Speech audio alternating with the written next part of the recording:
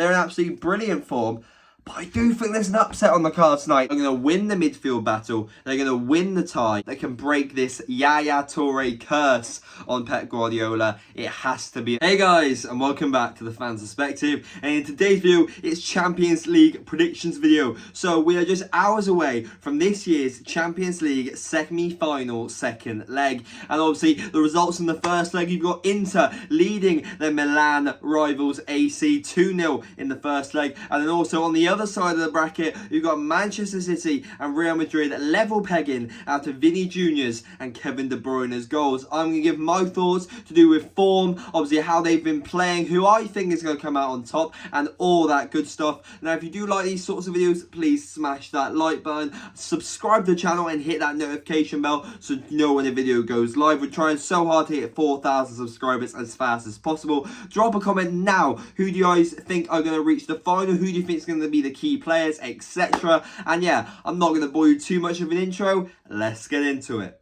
I thought it would only be fitting to start with Real Madrid versus Manchester City. As we head to Manchester, you've got two of the best teams in world football, conglomerates of footballing excellence. On one hand, you've got Manchester City, who are just matches away from a treble. Obviously, they've got in the FA Cup final as they face their Manchester rivals, Manchester United. They are just matches away from a Premier League crown after Brighton disposed of their challengers Arsenal in the league. And obviously, as you can see, they face Real Madrid to find themselves, if possible, in a Champions League final. So they could get the treble that Manchester City fans have been craving to get revenge on their Manchester rivals. And, well, as well as this, something that I find rather fascinating is that we're halfway into May and Manchester City have only lost 3 games this calendar year. That's an absolute joke. And on the lines of jokes, they've got a striker who, I could just be slightly wrong, he keeps adding to his tally. He breaks records every single week, and he's got 52 goals. 52 goals in all competitions. He's outscoring clubs like Chelsea in the league, and that's just in the league. He has more fun in the Champions League, scoring like 5 goals in a single game. It's an absolute joke. And then on the other hand, you've got Real Madrid. The shirt I'm wearing right now, Toni Kroos on the back. Well, despite their struggles in the league, obviously Barcelona winning the league just hours ago, they did come back, defeat Barcelona and won the Copa del Rey. They've only got 2 defeats in their last 10 matches, and anyone with a footballing IQ knows that they have Champions League pedigree, to the extent that if you had to refer the Champions League to any club, it would be Real Madrid. You've got multiple Ballon d'Or winners in the squad. Obviously, you've got Benzema up top, you've got Modric in the middle, you've got Vinijr, who I can imagine in the next 5 years will be in the running, at least the top 3 to get one. He's such a great talent. You've got multiple Champions League winners all over the pitch. And on the Manchester City side, once again, you've got Haaland, who, come on, let's be honest, I wouldn't be surprised if he gets more than 3 Ballon d'Ors in the future if he keeps all this up. You've got Kevin De Bruyne, who he's in the debate if he is not the best midfielder in Premier League history. I can imagine every single fan in England right now wants Real Madrid to pull through, wants Real Madrid to do what they always do. Leave it late, be calculated. They know how to deal with these stages, get to a final and lift the trophies. You know, you've seen it with Sergio Ramos over the years, Ronaldo, all these great players who know what to do. Hala Madrid, they know how to get things done. But come on, every single year people say, oh, Man City should have done it. They've had the likes of Aguero, Sane, David Silva, and they just can't quite get over the line. Obviously the most notable one where they lost to a certain Kai Havertz in the final. I won't mention that anymore. But come on, if there's any man, any footballer that can break this Yaya Toure curse on Pep Guardiola, it has to be Erling Haaland. He's averaging a goal every 24 touches. He can do simple finishes. He can do goals from outside the box. He is quite literally a robot. And Yeah, if there's any man to do it, I think it will be Haaland. Now, this game really does have the potential to go either way. Like, I do think Vinny Jr. will cause havoc down the left-hand side. Both sides were really evenly matched. I feel like Madrid were better in the first half.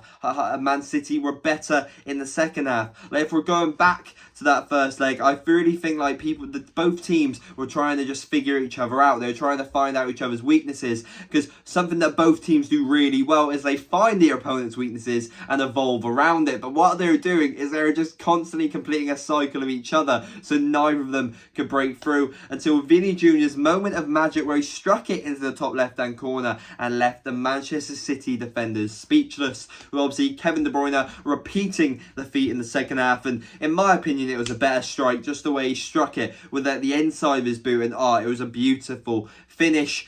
On the lines of the managers, you've got Pep Guardiola on one side and you've got Ancelotti on the other. Rivals, you could say, but definitely something that they are the two of the greatest, possibly not the greatest, but minds in football.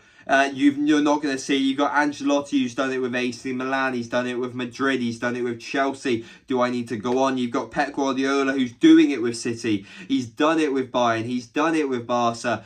And yeah, I do not think we're going to see coaches quite like these ever again. And I do think it's going to be a spectacle. But my money is on Manchester City, and here's why. So two of the notable names in the Madrid squad, well, are the two men that bag it all the time. You've got Benzema and you've got Vinny Jr. Not even to say any bad words on Rodrigo. Obviously, he was the man to win him the Copa del Rey. He also did wonders in last year's Champions League campaign.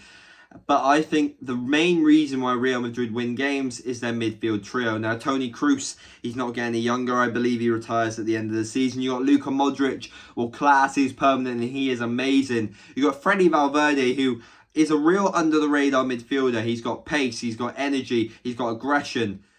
But I think the only midfield three in world football that can overpower this midfield at the minute is Manchester City. You've got Rodri, you've got Kevin De Bruyne, and you've got Gundogan. Gundogan, he has like some sort of serum. He enters a new animal, a new beast in the end part of the season. And you can see it now. His performances against the likes of Everton and so on. They're playing so well. Kevin De Bruyne, well, you saw it in the first leg. He's a clutch player. He's there when you need him. And Rodri, I know obviously people are comparing him to Casemiro, but he's one of the best midfielders in world football. He does everything so simply. I'm not going to say he's a reincarnation of Busquets, because I don't think he's on that level quite yet, but he does the things which people don't talk about, therefore they don't say he's any good, which I don't think he does get the credit that he fully deserves. And then, well, once you win the midfield battle, it's just about who you've got at top, who has got the power up top, and it only takes one ball and Haaland's got it in the back of the net. I think Man City are going to win the midfield battle, they're going to win the tie, and I'm going to say they're going to walk away with a 3-1 victory. Erling Haaland getting 2 goals. I think Vinny Jr. is going to get one more for his tally, but I can see Manchester City walking into the final. And if we're being realistic, whoever wins this game is 99% sure they're going to win the Champions League. And then to finish off the bracket, we've got the two Milan clubs. The Milan Derby yet again in the Champions League semi-final. So to start off, obviously Inter Milan came up top with 2 brilliant goals by 37-year-old Edin Dzeko and then also Henrik Mkhitaryan, 2 forgotten Premier League greats.